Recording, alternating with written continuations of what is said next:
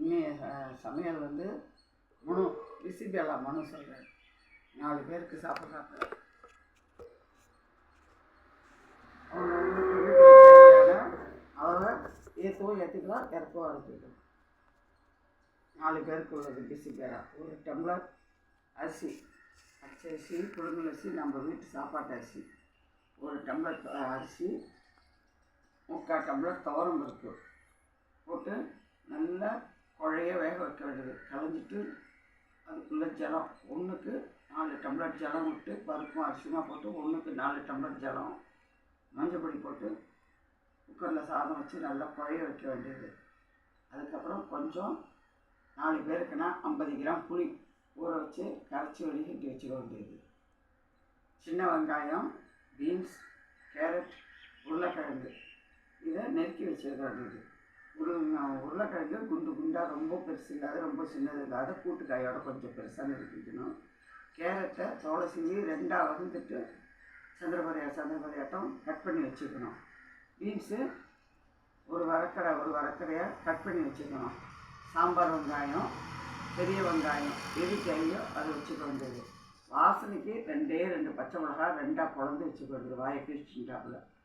இது எல்லாத்தையும் வச்சுட்டு முதல்ல கடாயை வச்சு கடலைப்பருப்பு, கொத்தமல்லி வரை, மிளகா வத்தல், பெருங்காயம், நல்ல கொப்பரைக்காய், அப்படி இல்லைன்னா நல்ல மித்தின தேங்காய் போட்டு நல்லா வறுத்துக்க வேண்டியது. அதில் ஒரு வறுக்கிற பட்டை, 2 ஏலக்காய், 1 கிராம்பு போட்டு வறுத்துக்க வேண்டியது. சோம்பு பிடிக்கிறவங்க சோம்பை வறுக்க வேண்டாம், இறக்கத்தை சூட்டில் போட்டு பரட்டிக்கலாம்.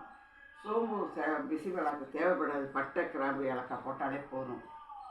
இதை போட்டு வறுத்துட்டு அந்த சாதம் குழஞ்சோடனே ஆற வச்சு நல்லா மசிச்சு எடுத்துட்டு புளி கரைச்சி வச்சுருக்கோம் இல்லையா, அதை கடாயில் அடுப்பில் வச்சு வெங்காயம் ஃபஸ்ட்டு எண்ணெயை ஊற்றி கொஞ்சம் நல்லெண்ணெய், இல்லை நம்ம வீட்டுக்கு யூஸ் பண்ணுற சமையல் எண்ணெயே அது, அதேமாரி நெய் தேவைன்னா நெய், இல்லை எண்ணெயாக இருந்தாலும் பரவாயில்ல, எது பண்ணணுமோ நம்ம வீட்டு சாப்பாட்டுக்கு அதை யூஸ் பண்ணிட்டு வெங்காயத்தை போட்டு நல்லா வதக்க வேண்டியது.